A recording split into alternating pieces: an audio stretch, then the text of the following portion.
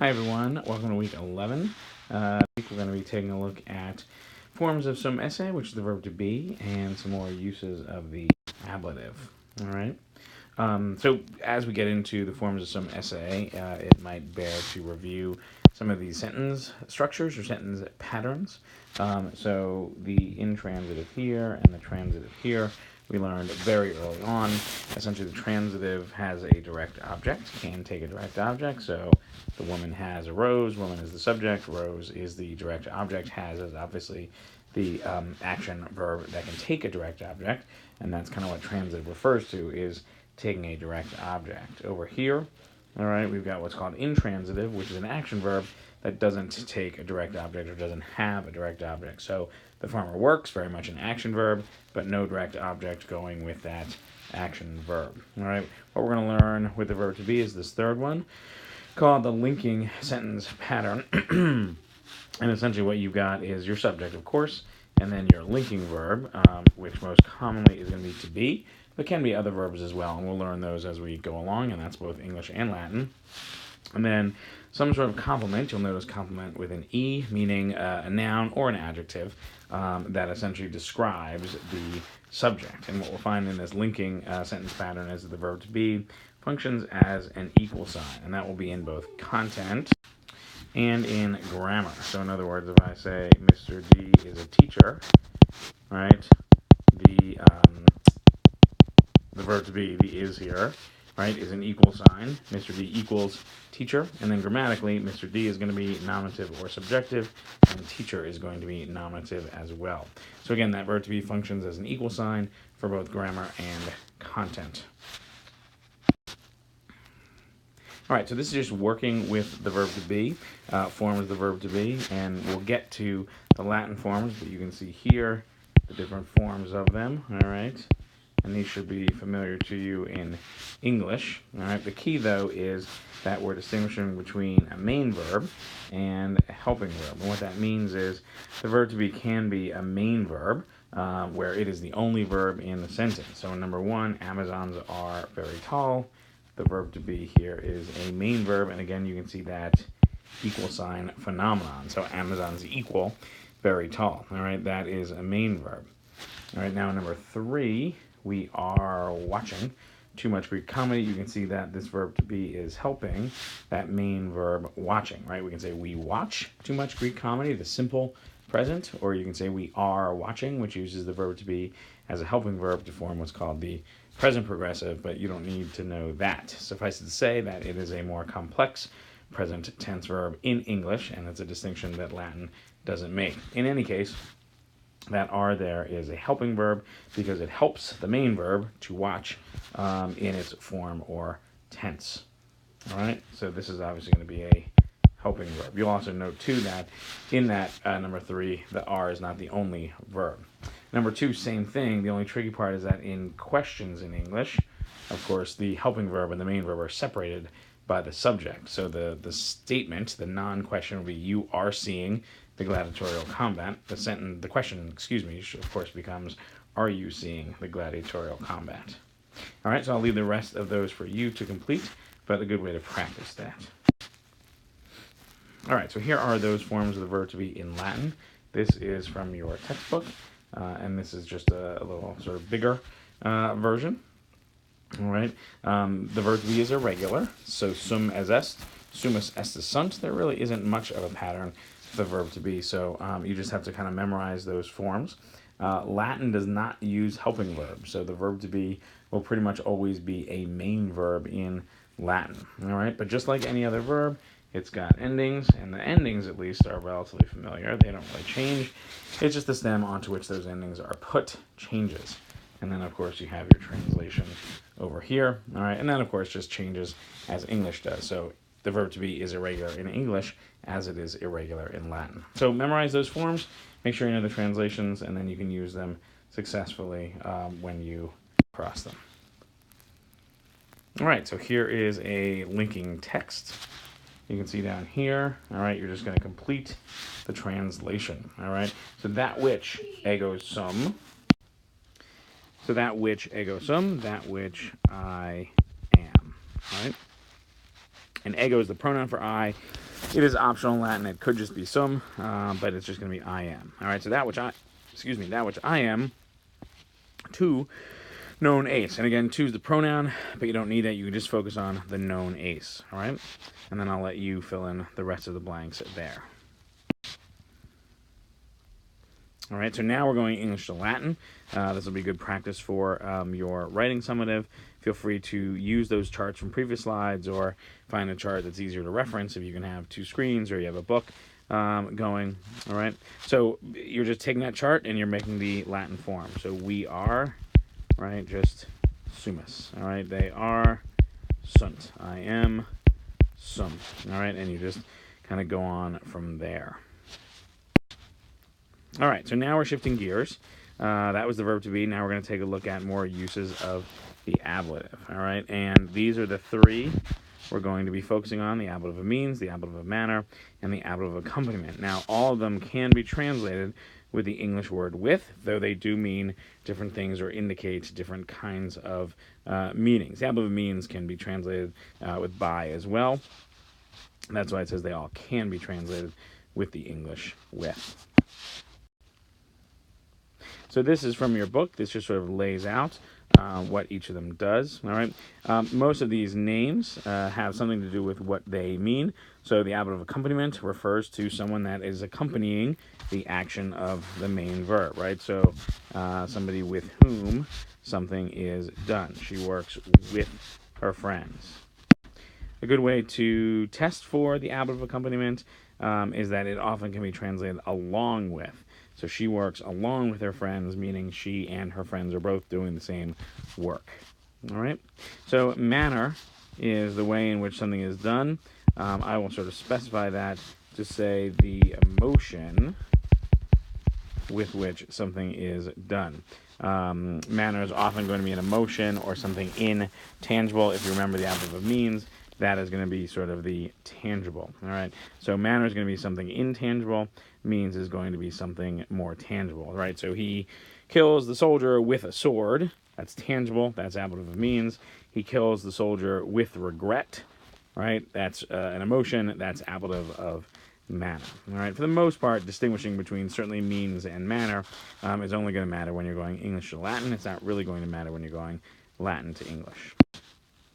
All right.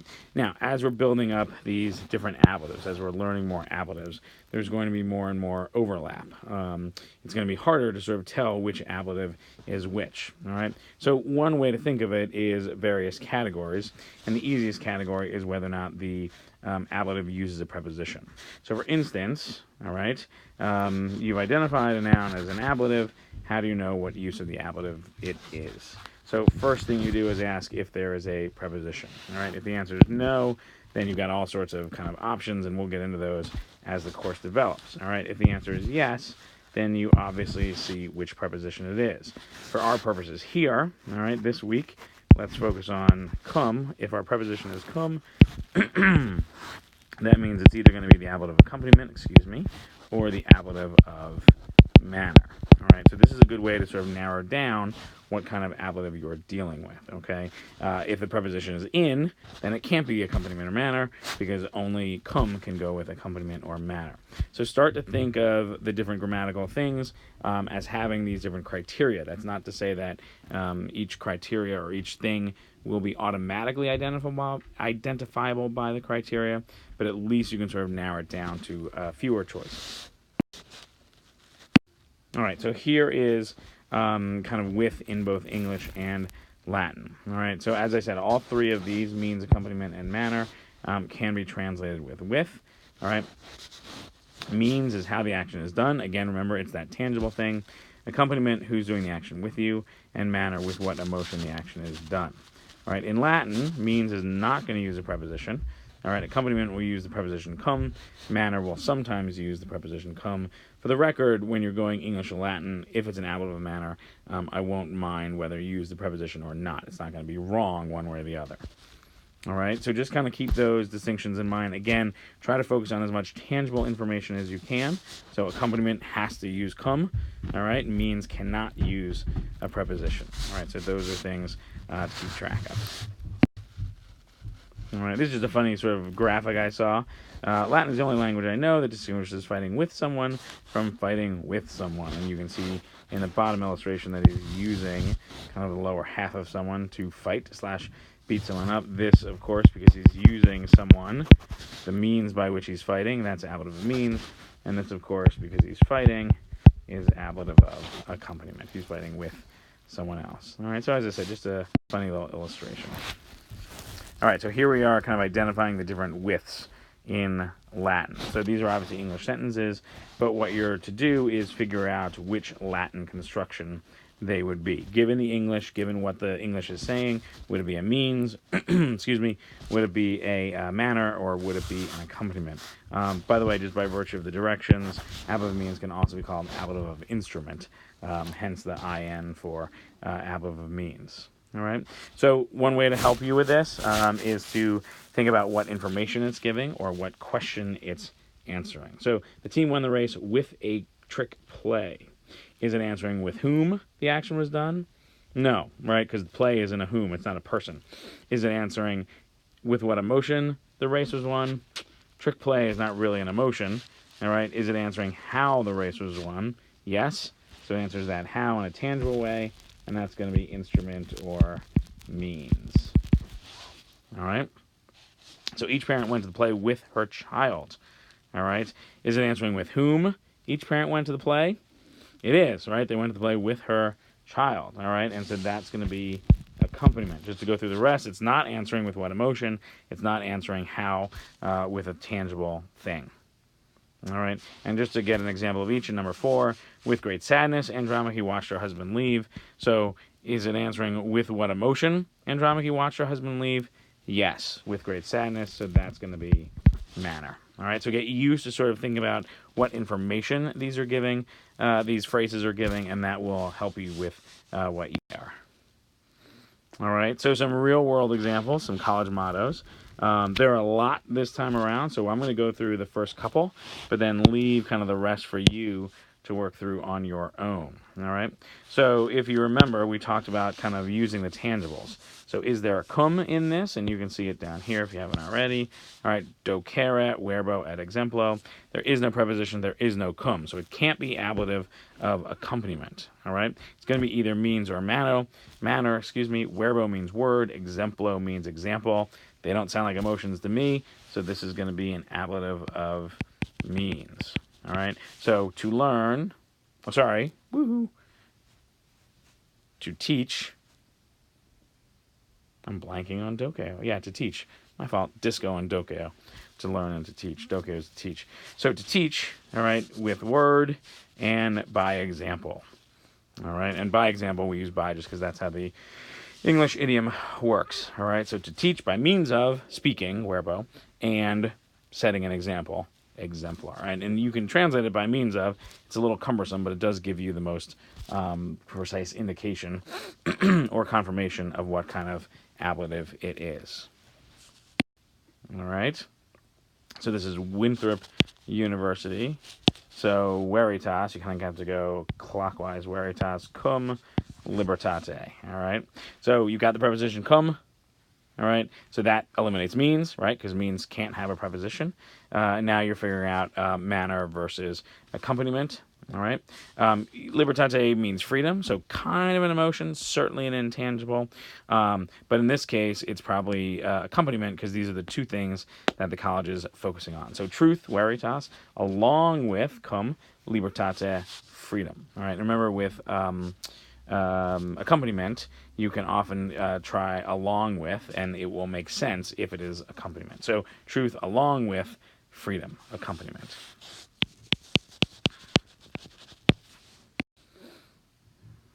All right, so this is the seal of the state of New Mexico. Again, you'll note no preposition, so that gets us into means or maybe manner. All right, eondo means going. All right, and a crescit, like crescendo, means to grow. So it, the state, grows by going, by progressing, by moving forward. All right, and again, you hear that by means of. All right, so that is going to be our ablative of means. I'm not sure there are any ablative of manners in the examples. I can't remember if I found any. But anyway, so those are some examples. I'm going to leave the rest for you. All right. So here's a little tweet in Latin. All right, this is from a relief sculpture in the Metropolitan Museum in New York City. All right, and it kind of describes what you're seeing. So parapuella, a small girl, and then awibus is the word for birds. It's bird, obviously, but it's in the plural. So parapuella cum awibus. This is the seal of Massachusetts, and I would say just focus over here. All right, so it seeks, all right, it seeks sort of peace and quiet, placidam quietem, all right, how, esse, esse is a sword, maybe that sword up there, maybe a more general sword, all right, but that is the ablative. So it seeks peace and quiet, how, esse, all right, and kind of finish the sentence. This is Claremont McKenna, all right, which is in California, I believe, near Los Angeles. Crescit cum commercio civitas. Civitas is the nominative. We haven't learned that declension yet, but the state, crescit, grows, all right, cum commercio. Commercio, commerce, trade, the economy, something like that, all right? So the state grows cum commercio. All right, this is the state of Mississippi, or the seal of Mississippi, I should say. Again, you'll note no prepositions with these ablatives. Oh, that's on the wrong side. With these ablatives, all right? So that should suggest what ablative it is. And the idea is that, you know, the state survives, the state thrives, the state functions, virtute et armis, all right? How does it function? How does it thrive? Virtute et armis. All right, these are some written down. I've got the actual seals in the next slides. Again, I'll leave them for you, but, all right, scientia vera, cum fide pura. All right, so true knowledge, true understanding, cum, pure faith. All right, Beloit College in Wisconsin. I don't know where in Wisconsin that is. All right, and then along those lines, all right, in Ontario, the University of Waterloo, Concordia, kind of peace, harmony, cum, veritate. Veritas is truth, and you've got some vocab down the bottom, obviously. And there is Beloit's seal. There is Waterloo's seal, which I rather like. All right. So here you're filling in the blanks with the forms needed to complete each sentence. These are going to be some ablatives, so you'll see in number 2. All right, nautai cum amic, navi solent. All right. You've got to use contextual clues, right? So in other words, solent is that verb to be accustomed to. That means that it takes an infinitive, and so nawig has to be the infinitive, which is nawigare. All right, and you'd only know that by recognizing solent, and that it takes an infinitive. Similarly with amic, cum, of course, is a preposition that takes the ablative, so you need to put an ablative ending on there. It doesn't tell you whether it's singular or plural, so either amico or amicis. All right. Number 2, on the other hand, odd takes the accusative, right? So this has to have an accusative ending. All right, so practice using those contextual clues to figure out what you have and what is what you need to include. All right, so let's take a look at this week's summative. Here is the reading summative, so you're translating this paragraph here, a relatively short one, all right, about the legendary founding of Rome by Romulus and Remus. Some of you might know the story of from your culture work. All right. So primus conditor, and you can see you've got some vocab down here. So conditor is founder, the first, the original founder, Romi, and if you do it right, you can kind of just hear it coming. So the first founder of Rome, all right, and Romani Imperi. Now this is one of those times you might have to work against your expectation, because of Rome sounds great, flows, right? But Romani, you might want to say of Rome and the Romans, all right? Well, there are 2 problems with that assumption. 1, it would have to be Romanorum to be plural.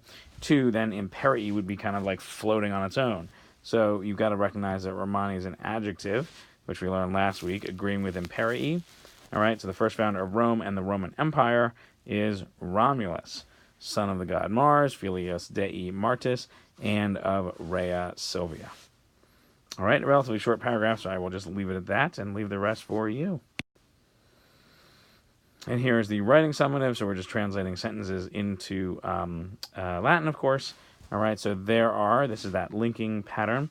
When it starts with there, you're going to have the verb to be the first word, so sunt.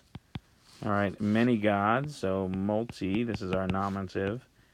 D, right? There's that slightly irregular form of the nominative of gods, all right? And then of the winds, that's our genitive plural, of course, because winds is plural, and so ventorum. So sunt multi-D ventorum. All right, for number 2, all right, be careful. This is a helping verb, which we talked about earlier. It's not the verb to be helping verb. English also uses do as a helping verb. Remember, Latin will not express that do. All right, so this do not hesitate is just one verb form. Technically, to with the known, the not. All right. Actually, let's start with the known. Known dubito. All right. Errare in soa. All right. In Latin, we'll often have the verb at the end. So if we're really doing this in Latin, it'd be probably in soa errare, non dubito. But for now, as you're getting used to it, you can kind of just do it in order. It'll make life easier. All right, so I will leave the rest for you as well. So that's it for this week. Thanks. Have a good week, and email me if you have any questions. Thanks.